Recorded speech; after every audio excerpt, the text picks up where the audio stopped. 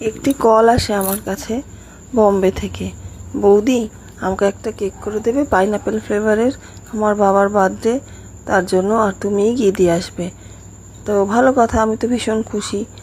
তার সারপ্রাইজ দেওয়ার জন্য আমাকেই পাঠালো এবং আমি কেকটা করেও দিলাম। এবং সেটি ছিল আমার পাড়ার এক কাকুর জন্মদিন। তো আমার সেই বন্ডিতে থাকে না, সেই জন্য সে বলাতে আমি গিয়ে সেটা করলাম।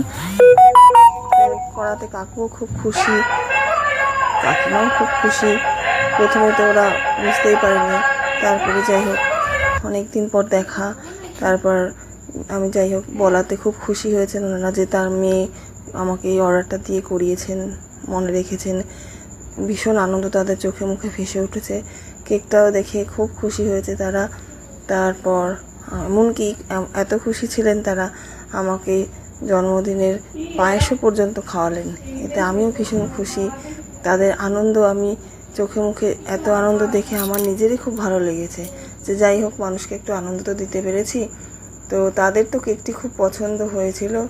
এবার তোমাদের ফাইনাল লুকটা দেখাবো কেকের, তোমরা দেখে বলবে কেকটা কেমন হয়েছে। Thank you.